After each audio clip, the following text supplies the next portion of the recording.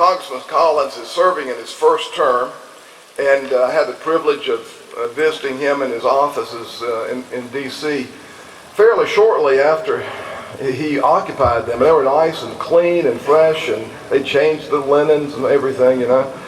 But as a freshman congressman, he hasn't yet accumulated all of the awards and recognitions that he will after he's been there 60 or 70 terms.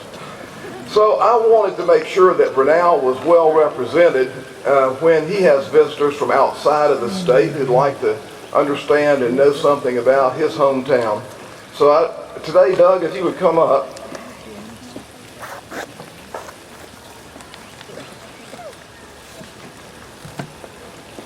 First of all, let's everybody recognize our congressman.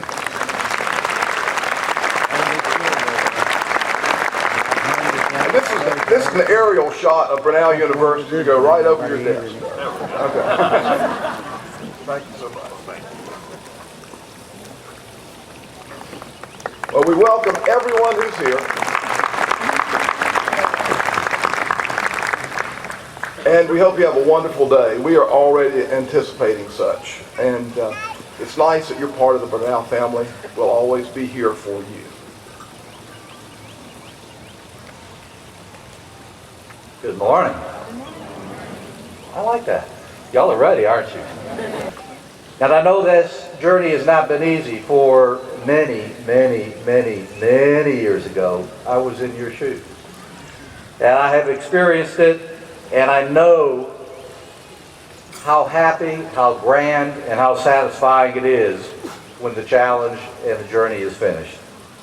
You now venture into a new, exciting territories, and your board trust that your experience has provided the foundation, individually and perhaps collectively, to lead that extraordinary life and to make a difference in this world for your presence. On behalf of your Board of Trustees, I congratulate you on a job well done and it wishes for a very successful journey. Cheers.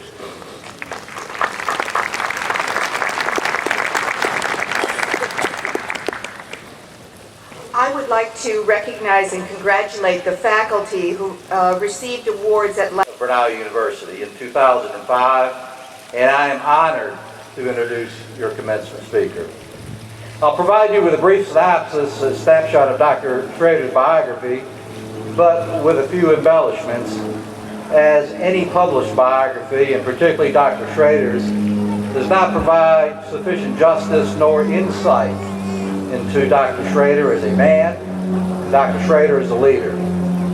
Dr. Schrader is a Mississippi native, and prior to Brenau served as president of Schrader University in Rome, Georgia, and in many academic capacities at his undergraduate alma mater, Millsaps College. Dr. Schrader majored in geology and minored in chemistry at Millsaps, where he graduated cum laude in 1973.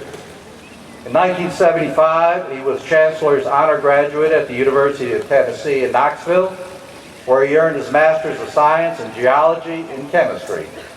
In 1977, he completed his PhD at Duke University, where he majored in geochemistry. And if you ever want to know anything about rocks, I'm not sure why you'd want to know a lot about rocks, but if you ever do, Dr. Schrader is the one to talk to. Dr. Schrader's non-academic experience is significant, having served as Chief Geologist for J.M. Huber Corporation, Vice President of United Catalysts, Inc., President of Diversified Minerals Corporation, and CEO of Consolidated Ecosystems. Dr. Schrader and his wife Myra, a former mathematics professor, have two children, Melanie, an OB-GYN, and Edward, a dentist, and 4 granddaughters. Dr. Schrader, as he already mentioned, is also the proud parent of a brown Labrador named Jake. Excuse me. I'm sorry for Jake. Jake, I messed it up. I'm sorry. Among many other accomplishments, this is what Dr. Schrader's biography says of the man. A polished biography with academic and non-academic accomplishments feels good. It looks good, but does not really say what needs to be said about the man. A few personal reflections not seen in Dr. Schrader's biography. A leader with impeccable character and integrity, And perhaps more than any other attribute in today's confusing world, character and integrity does matter. A leader who is caring and a leader who is compassionate. A leader with an intense desire to make a difference, a positive and extraordinary contribution to society, the prosperity of your university, and most importantly, a leader who is passionate about preparing Brenau's graduates to live extraordinary lives of personal and professional fulfillment. A leader who commands a vision of a future that can be. A leader who has assembled a team that can make it happen. And a leader committed to making sure that it does happen. A leader who has made a difference in Brenau's past and will continue to make a difference in Brenau's future.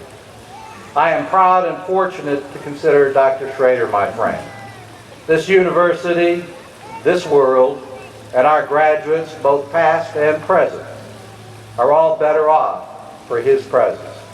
With that, I turn the podium over to your commencement speaker, Dr. Edward Leon Schrader.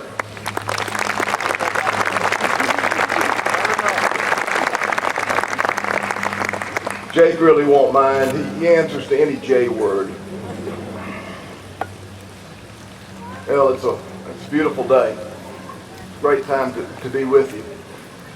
And you graduates are going through a change. Literally in the next hour or so, depending on how rapidly you walk, you are going through a change. You will never be the person in the future that you are now, because you will add a significant credential behind your name. So who can tell me the source of this quote? By the way, it's a person I consider to be the greatest philosopher of the 20th century. And right before he breaks into a song, he says, "Hey, look around you. Something has changed." Hey, faculty can't answer. They heard it yesterday. But who knows? You get an extra degree if you can come up with that. Jimmy Buffett.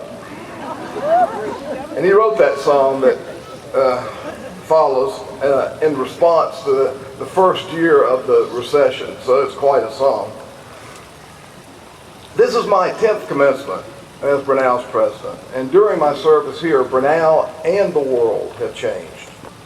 Both our university and our global society are reinventing themselves, responding to external and internal pressures. But that reinvention of self ensures survivability and a thriving 21st century. You know, you could describe the natural process of evolution very simply. Adapt and thrive. Refuse to change and die. Things have changed. And that fact is neither bad nor unexpected. Perhaps the rate of change has surprised many of us, especially in social circles and financial circles the last few years. But the human species has been adapting to and surmounting obstacles for about 1 million years.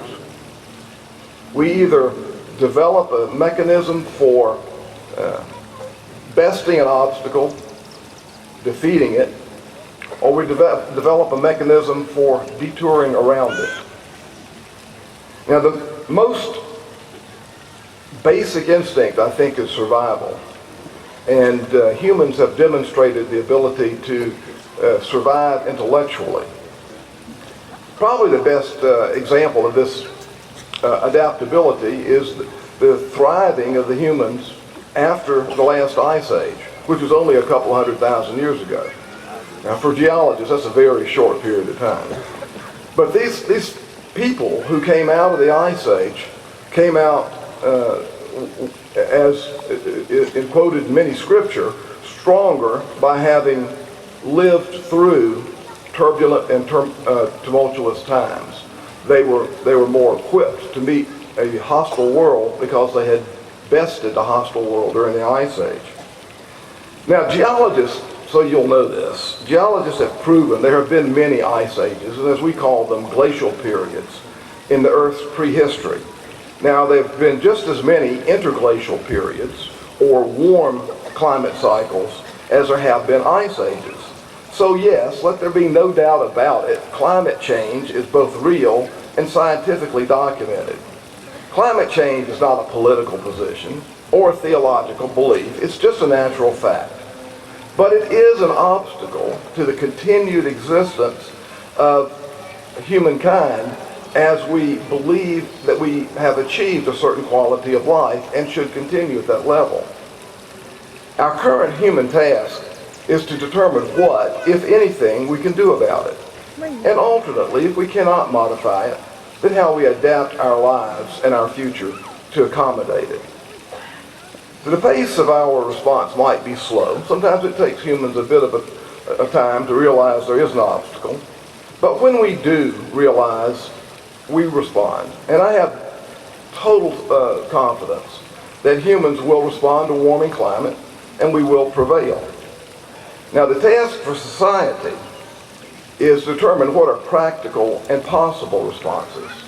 How do you get emerging nations, which don't necessarily subscribe to the idea that they need to protect the rest of the world against pollution and emissions, how do you get the emerging nations to be as concerned about responses to global issues as you do an advanced industrialized nation such as the States?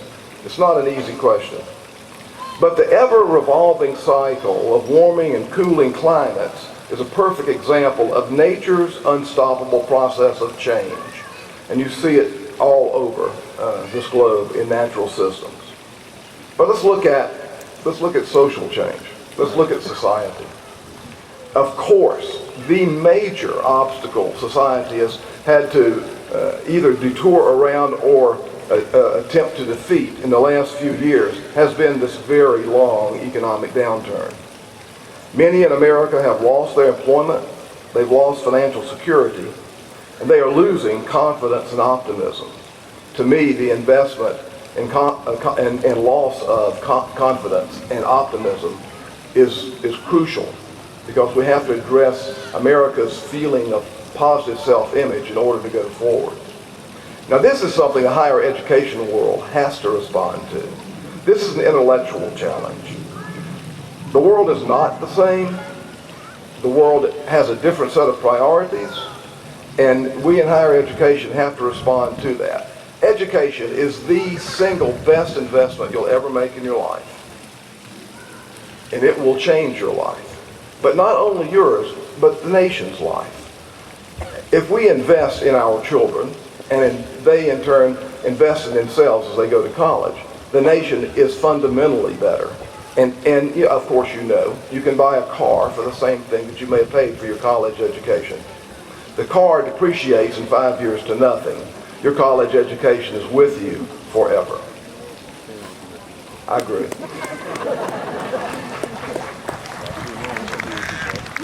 What higher education has to do as a group, as an industry, as an academic organization, we must change the packaging of education.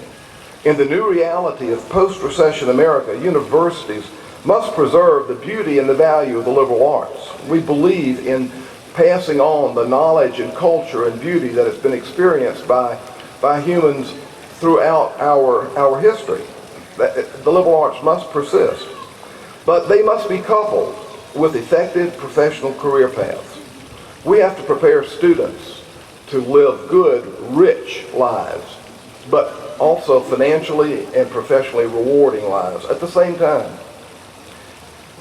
And we have to do that in 4 years or less, because you expect to get a quick turnaround and to take this back to a life that you want to dramatically affect.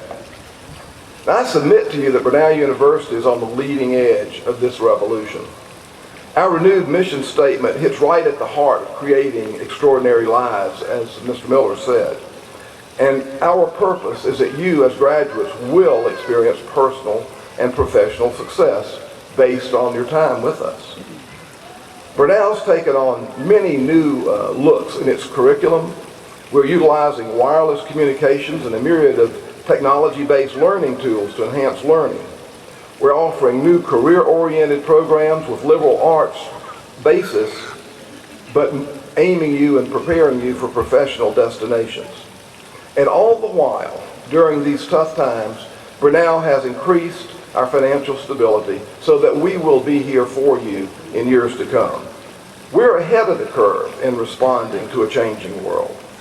The academic and professional world is taking notice of Brenau, so as our reputation and recognition increases, your reputation and the credibility of your academic preparation also increases. This is your university. It is your alma mater. And our success is your success just as much as your success is Brenau's success. But this is nothing new for Brenau. Now this is the thing that really knocks me off my feet.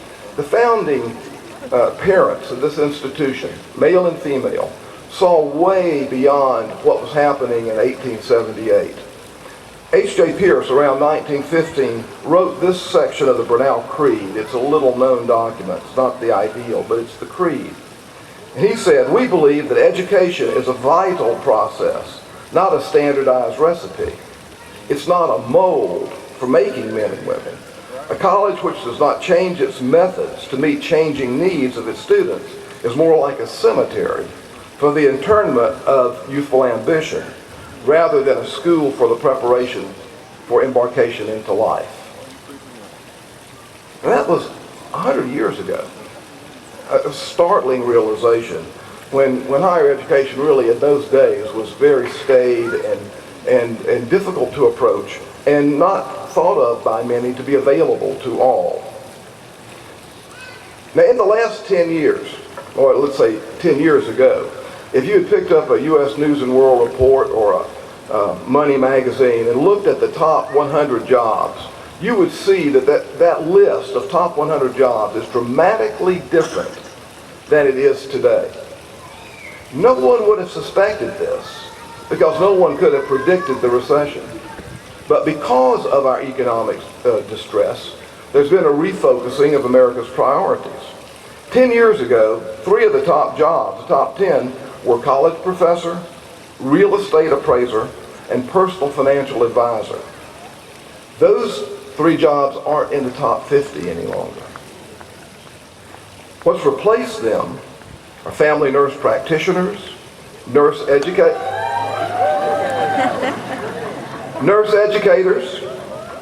occupational and physical therapists, business leaders with MBAs, and accountants. Never thought I'd be cheering for an accountant. But these are all degree programs, as you can see, in which Brenau is heavily invested and strongly support. Change is constant, and it's not always easy to control. That's why it's so important to gain a foundation in basic knowledge so that you can be flexible in addressing change. 3 things that have happened this year, just this year, are going to have tremendous effects on society going forward. This year, e-commerce, buying stuff over the internet, e-commerce overtook retail sales in the holiday season. 10 years ago, would you have thought you were going to buy your Christmas presents on Amazon? No. Now, the flexibility that internet shopping and communications give us is tremendous. You can buy and obtain necessary and non-necessary goods from around the world that weren't accessible to you before. The downside, and this is documentable, is that there has been a ballooning of what? Credit card debt in response to the ease of purchase. So for the good, there's the alternative problem. Something else that's happened this year is cloud computing and storage of data. Who would have thought 10 years ago that the majority of student records and patient and healthcare records for individuals for universities and hospitals would be stored not on their main campuses, in their own mainframes, but in a network of mainframe computers scattered around the United States and around the world? When we first started talking about cloud computing at Brenau, it scared me to death because I was concerned about security. I knew if I had a computer on our campus, we could do what we could do to protect it. And you know the cloud is more secure than any mainframe we've ever had at Brenau. So the great opportunities cloud computing and data storage have generated are the sharing of information, especially in the healthcare area. My mother's a great example. Went to 3 different doctors one year and had 3 different lower GI exams because there was no transferal of documents from one doctor to the other. With sharing of electronic data, that would not happen. Okay, so what's the downside of cloud computing and sharing? You've seen it this last month, how many different systems have been hacked and have had personal data stolen from them by criminals. So the privacy and protection of data, once it makes it into the cloud, is still a concern, but something I'm convinced humans with their optimistic approach to settling issues will address and that we'll become more comfortable with. And finally, who would have thought 10 years ago that the United States would be the world's leading producer of natural gas? For most of my life, one of the major political and economic issues has been the question of the United States' lack of energy independence. With the United States actually discovering and producing natural gas at the rates we currently are, we are within grasp of becoming energy independent and not subject to the whims of transportation or politics halfway around the world. That's a critical advancement for the United States. And I will say natural gas obviously is a cleaner, less polluting fuel than some of the other materials that we've used to generate electricity. But this doesn't come without controversy either. What's that one term that's risen around the higher production of natural gas that's caused both environmental and commercial concern? Fracking. There's a question about the practicality of natural gas production in all areas. But again, I'm a geologist, I'm a scientist, I'm optimistic that we will do the right things and we will control environmental impacts because of our ability to see beyond the current situation. 10 years ago, who would have thought these things would happen? It's Brenau's charge to prepare you to address these 3 situations and many more, those that are unknown or unexpected. And we're doing just that. You're a perfect example of what Brenau has attempted to do and has now begun to be recognized internationally as successful. And that is to address adult and graduate needs in facing the future. You know, today's professional world is such that most of you will not be carrying out the same occupation when you retire as you step into once you graduate from Brenau. Most of you will change occupations. Now, sometimes you can do that with the preparations that you already have, but sometimes you have to go back to school and re-credential yourselves, re-equip, or at least sharpen your skills. That's what Brenau's recognition of adult education means. We believe in you and in the opportunity for you to have lifelong learning. Now, in order to do that, we've had to do some things. We now have 5 campuses. Brenau is looking at campuses in adjacent states in selected cities because of the need for just the type of education that we're providing here. But even that wasn't enough. Brenau had to establish totally online programs for students who could not, from a scheduling standpoint, go to school and maintain their day job, if you will, or their night job. In some cases, their day and night jobs. And I'd like to recognize a couple of the 600 totally online students that we have today. We've got 2 really dedicated folks from the Navy. Dr. Christopher Culp, and he's, I think, stationed in Washington. He is the Inspector General for the U.S. Navy Medical Service. And Dr. Kimberly Davis, an ophthalmologist for the U.S. Navy Hospital in Portsmouth, Virginia, are here today to receive their MBAs, and they've done that all online.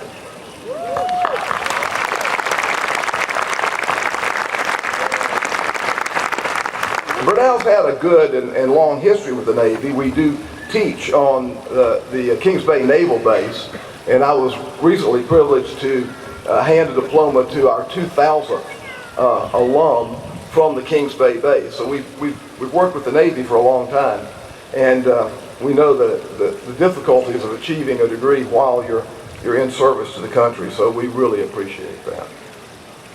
Brenau is constantly upgrading our information technology.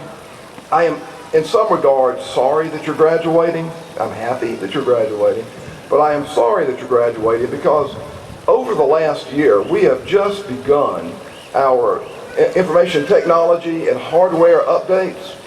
We are spending $2 million on our campuses and on our computing capabilities throughout Brenau's system to establish just unbelievably complex communications and learning tools.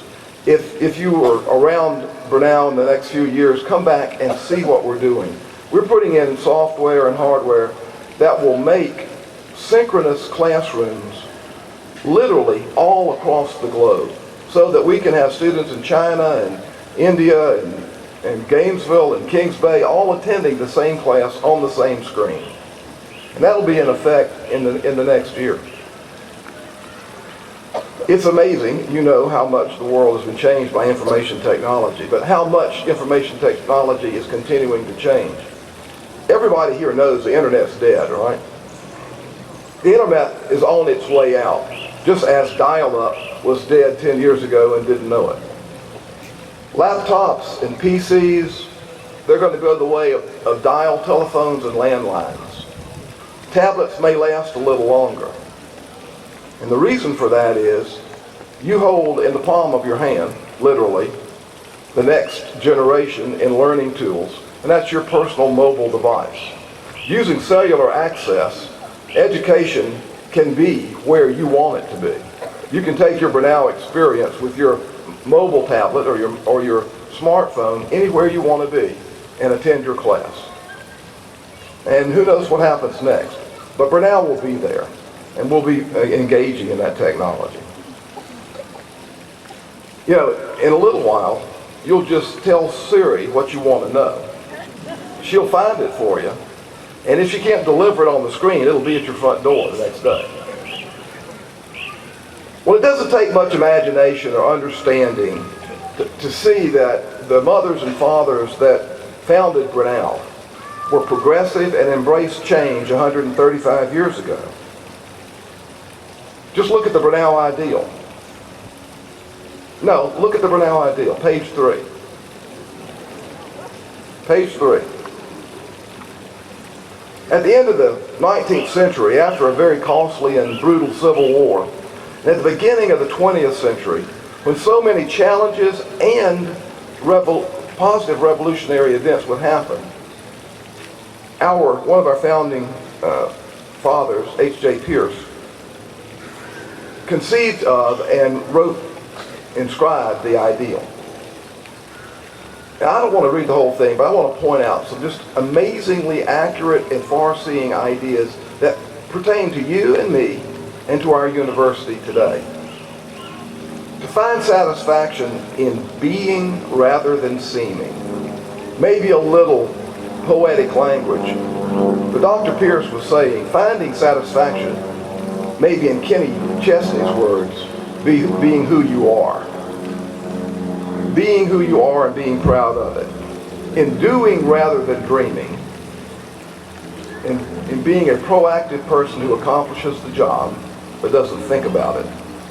To enjoy the freedom that comes from the knowledge of truth. That is so basic.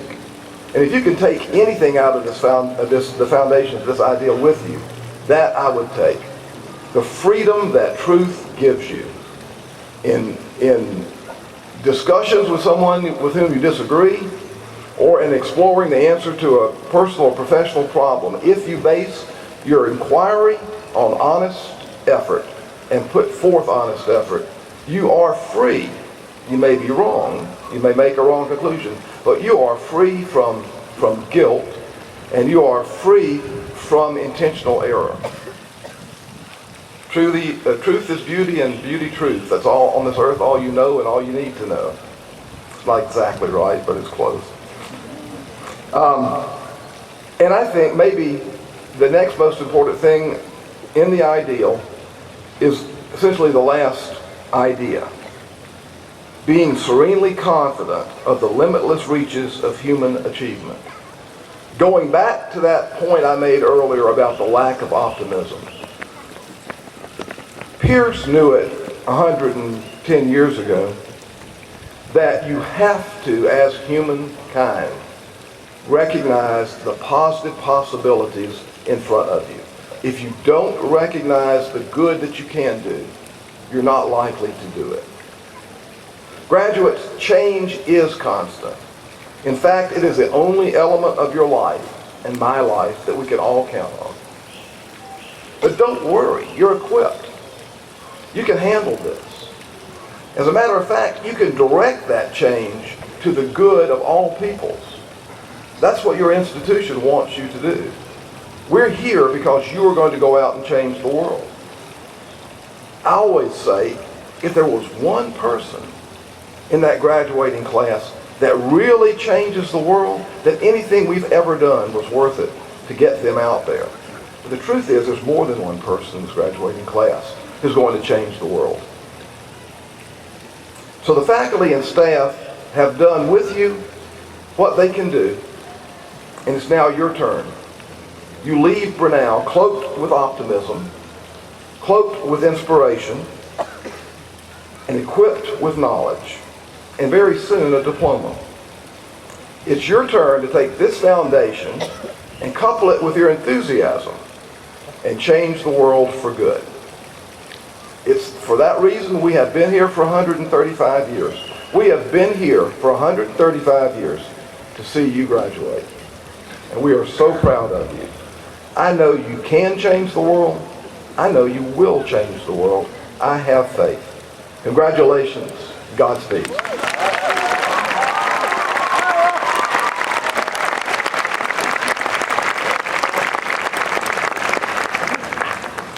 Now it is time for the conferring of the degree. Upon you and each of you the degree of Doctor of Nursing Practice with all of the rights, privileges, and responsibilities appertaining thereunto. Congratulations.